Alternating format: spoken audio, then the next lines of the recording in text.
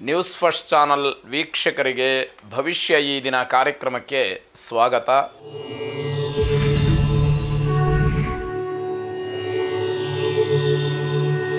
ಮೊದಲು ಮೇಷರಾಶಿ. ಮೇಷರಾಶಿಯವರಿಗೆ ಸಣ್ಣ ಪುಟ್ಟ ವ್ಯಾಪಾರಾದಿಗಳನ್ನು ಮಾಡುವಂಥವರಿಗೆ ಅಥವಾ ಕಮಿಷನ್ ಏಜೆಂಟ್ಸ್ಗಳಿಗೆ ಸ್ವಲ್ಪ ಮಟ್ಟಿನ ಲಾಭ ಸಿಕ್ಕುವಂತಹ ದಿವಸ. ಕುಟುಂಬದಲ್ಲಿ ಚಿಕ್ಕ ವಯಸ್ಸಿನವರ ಜೊತೆಯಲ್ಲಿ ಸೌಹಾರ್ದದಿಂದ ಇರಿ. ಅವರು ಮಕ್ಕಳಿರ್ಬೋದು ಅಥವಾ ನಿಮಗಿಂತ ವಯಸ್ಸಿನಲ್ಲಿ ಕಿರಿಯವರು ಇರಬಹುದು. ಅವರ ಜೊತೆಯಲ್ಲಿ ನಿಷ್ಠುರವನ್ನು ಮಾಡಿಕೊಳ್ತಕ್ಕಂಥದ್ದು ಬೇಡ. ಯಾಕೆ ಅಂತಂದರೆ ಆ ಒಂದು ಸಂತೋಷಕ್ಕೆ ಭಂಗ ಆಗುವಂತಹ ಸಂದರ್ಭಗಳು ಬರಬಾರದು ಅನ್ನುವಂತಹ ಅರ್ಥ. ವಾಹನಗಳ ವಿಚಾರದಲ್ಲಿ ಸ್ವಲ್ಪ ಎಚ್ಚರಿಕೆಯನ್ನು ವಹಿಸಿ. ವಾಹನ ಚಾಲನೆ ಆಗಬಹುದು ಅಥವಾ ವಾಹನವನ್ನು ಕೊಂಡುಕೊಳ್ತಕ್ಕಂತಹದ್ದು, ಮಾರಾಟ ಮಾಡುವಂಥದ್ದು, ಯಾವುದೇ ಪ್ರಕ್ರಿಯೆಗಳಿರಬಹುದು. ವಾಹನ ಸಂಬಂಧಿಯಾದಂತಹ ವಿಚಾರದಲ್ಲಿ ಸ್ವಲ್ಪ ಮಟ್ಟಿಗೆ ಎಚ್ಚರಿಕೆಯನ್ನು ವಹಿಸಬೇಕಾಗತ್ತೆ.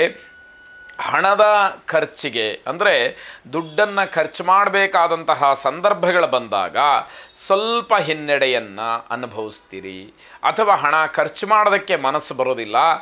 ಆಗ ಅವಮಾನಕ್ಕೆ ಒಳಗಾಗ್ತೀರಿ. 4-6 ಜನರ ಜೊತೆಯಲ್ಲಿದ್ದಾಗ ನಿಮ್ಮ ಕರ್ತವ್ಯ ಅಥವಾ ನಿಮ್ಮ ಜವಾಬ್ದಾರಿ ಏನಿರುತ್ತೆ ಅಥವಾ ನೀವು ಕೂಡ ಏನನ್ನು ಖರ್ಚು ಮಾಡಬೇಕಾಗಿರುತ್ತೆ ಅದನ್ನು ಖಂಡಿತವಾಗಿ ಜೊತೆಗೆ ನಿಮ್ಮ ಕೈಯಲ್ಲಿದ್ದಷ್ಟರ ಮಟ್ಟಿಗೆ ಧಾರಾಳವಾಗಿ ಖರ್ಚನ್ನು ಮಾಡಬೇಕಾಗತ್ತೆ.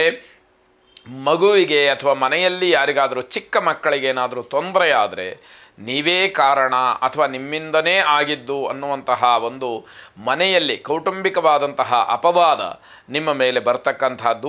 ಸಾಮಾಜಿಕ ಕೆಲಸ ಕಾರ್ಯಗಳಲ್ಲಿ ಆಸಕ್ತಿಯನ್ನು ತೋರಿಸ್ತೀರಿ. ಸಮಾಜಮುಖಿಯಾಗಿ ಏನಾದರೂ ಕೆಲಸವನ್ನು ಮಾಡಬೇಕು ಅಂತಾದರೆ, ಸಾರ್ವಜನಿಕವಾದಂತಹ ಕೆಲಸಗಳು ನಡಿಬೇಕು ಅಂತಾದರೆ ಮುಂಚೂಣಿಯಲ್ಲಿ ಇದ್ದು ಮಾಡುವಂತಹ ಮನಸ್ಥಿತಿಯಲ್ಲಿ ಇರ್ತೀರಿ ಅಂತ ಅರ್ಥ. ಆಂಜನೇಯ ಸ್ವಾಮಿಯನ್ನು ಪ್ರಾರ್ಥನೆ ಮಾಡಿ. ಶುಭವಾಗಿ. ವೃಷಭ ರಾಶಿ. ಸಮಾಜದಲ್ಲಿ ನಿಮ್ಮ ವ್ಯಕ್ತಿತ್ವವನ್ನು, ನಿಮ್ಮ ಕೈಂಕರ್ಯವನ್ನು ಗುರುತಿಸಿ ನಿಮ್ಮನ್ನು ಗೌರವಿಸಲಾಗುತ್ತೆ ಅಥವಾ ಜನ ನಿಮಗೆ ಗೌರವವನ್ನು ಕೊಡ್ತಕ್ಕಂತಹದ್ದು. ಮನೆಯಲ್ಲೂ ಕೂಡ ನಿಮ್ಮ ಒಂದು ವಿಷಯ ಬಂತು ಅಂತಾದರೆ ನಿಮಗೆ ವಿಶೇಷವಾದಂತಹ ಒಂದು ಏನೋ ಮರ್ಯಾದೆ ಮನೆಯಲ್ಲಿ ಸಿಕ್ಕುವಂಥದ್ದಾಗುತ್ತೆ. ಯಾವುದಾದ್ರೂ ಸಂದರ್ಶನಗಳು ಅಥವಾ ಬೇರೆ ಇನ್ಯಾರನ್ನಾದರೂ ನೀವು ಭೇಟಿ ಮಾಡಬೇಕು ಅಂತ ಹೇಳಿ ಅಂದುಕೊಂಡಿದ್ದರೆ ಅದು ನಿಮಗೆ ಇವತ್ತು ಶುಭ ಫಲವನ್ನು ನೀಡ್ತಕ್ಕಂಥದ್ದಾಗತ್ತೆ. ಮೇಲಧಿಕಾರಿಗಳ ಜೊತೆಯಲ್ಲಿ, ಮನೆಯಲ್ಲಿ ಹಿರೀಕರ ಜೊತೆಯಲ್ಲಿ ಅನ್ಯೋನ್ಯತೆಯಿಂದ ಇರಬೇಕು. ಏನೋ ಮನಸ್ತಾಪಗಳು ಬಂದರೆ ಅಥವಾ ವಾದ ವಿವಾದಗಳಾದರೆ ನೀವೇ ಸೋಲುವಂತಹ ಒಂದು ಮನಸ್ಥಿತಿಯಲ್ಲಿದ್ದರೆ ಬಹಳ ಒಳ್ಳೆಯದಾಗುವಂಥದ್ದಿದೆ. ಮಕ್ಕಳ ಬಗ್ಗೆ ತುಂಬ ಎಚ್ಚರಿಕೆಯನ್ನು ವಹಿಸಬೇಕಾದಂಥದ್ದು. ಕೆಲಸದ ಗುಣಮಟ್ಟ ಸುಧಾರಣೆಯಾಗ್ತಕ್ಕಂತಹ ಸೂಚನೆಗಳಿದೆ. ನಿಮ್ಮ ಪ್ರಯತ್ನ ಏನಿದೆ ಅಥವಾ ಪ್ರಾಮಾಣಿಕತೆ ಏನಿದೆ ಅದನ್ನು ಮತ್ತೆ ಮತ್ತೆ ಸಾಬೀತುಪಡಿಸಬೇಕಾದಂತಹ ಸಂದರ್ಭಗಳು ಒದಗಿ ಬರುತ್ತೆ. ಚಿಕ್ಕ ಮಕ್ಕಳಿಗೆ ಸಮಸ್ಯೆ ಆಗ್ತಕ್ಕಂಥದ್ದಿದೆ. ಮಹಾಗಣಪತಿಯನ್ನು ಪ್ರಾರ್ಥನೆ ಮಾಡಿ. ಎಲ್ಲವೂ ಕೂಡ ನಿರ್ವಿಘ್ನವಾಗಿ ನಡೆಯಲಿ. ಶುಭವಾಗಿ. ಮಿಥುನ ರಾಶಿ. ಹಳೆಯ ಸಾಲವನ್ನು ತೀರಿಸೋದಕ್ಕೆ ತೊಂದರೆ ಆಗಬಹುದು. ಯಾವುದೋ ಕಾರಣಕ್ಕೆ, ಯಾವುದೋ ಉದ್ದೇಶದಲ್ಲಿ, ಯಾವುದೋ ಒಂದು ಕೆಟ್ಟ ಸಮಯದಲ್ಲಿ ಸಾಲವನ್ನು ಮಾಡಿರ್ತೀರಿ. ಎಷ್ಟು ಪ್ರಯತ್ನ ಮಾಡಿದರೂ ಕೂಡ ಸಾಲವನ್ನು ತೀರಿಸೋಕ್ಕಾಗೋದಿಲ್ಲ. ಮನಸ್ಸಿರುತ್ತೆ ಯಾರಿಗೂ ಅನ್ಯಾಯ ಮಾಡಬಾರ್ದು, ಮೋಸ ಮಾಡಬಾರ್ದು, ನಾನು ನನ್ನ ಸಾಲವನ್ನು ತೀರಿಸಿ ಋಣಮುಕ್ತನಾಗಬೇಕು ಅಂತ. ಆದರೆ ಎಷ್ಟು ಪ್ರಯತ್ನ ಮಾಡಿದರೂ ಕೂಡ ಆಗದೇ ಇರತಕ್ಕಂತಹ ಪರಿಸ್ಥಿತಿ. ತಾಯಿಯವರ ಆರೋಗ್ಯದಲ್ಲಿ ಸ್ವಲ್ಪ ಮಟ್ಟಿಗೇನೋ ಏರುಪೇರಾಗ್ತಕ್ಕಂಥದ್ದು, ಮನಸ್ಸಿಗೆ ಕಳವಳ, ಏನೋ ಆತಂಕ, ಏನಾಗ್ಬಿಡುತ್ತೋ ಅಂತಕ್ಕಂತಹ ಭಯದಲ್ಲಿ ನೀವಿರ್ತೀರಿ. ಗ್ರಹಗತಿಯಿಂದ ನೌಕರಿಯಲ್ಲಾಗಲಿ ವಿದ್ಯಾಭ್ಯಾಸ ಕ್ಷೇತ್ರದಲ್ಲಾಗಲಿ ತುಂಬ ಕಷ್ಟಪಡಬೇಕಾಗಿ ಬರಬಹುದು ಅನ್ನುವಂತಹ ಸೂಚನೆ ಗೊತ್ತಾಗುತ್ತೆ. ಮುಂದಿನ ದಿನಮಾನ ಹೇಗೋ ಅನ್ನುವಂತಹ ಆಲೋಚನೆ ಇವತ್ತು ಬರುವಂಥದ್ದು. ವ್ಯಾವಹಾರಿಕವಾಗಿ ಸಾಲವನ್ನು ಮಾಡ್ತಕ್ಕಂಥದ್ದು ಬೇಡ ಅಂತ ಅರ್ಥ. ಈಗಲೇ ನೀವು ಸಾಲಗಾರರಾಗಿದ್ದರೆ ಮತ್ತಷ್ಟು ಹೊರೆ ನಿಮ್ಮ ಮೇಲೆ ಬೀಳ್ತಕ್ಕಂಥದ್ದು.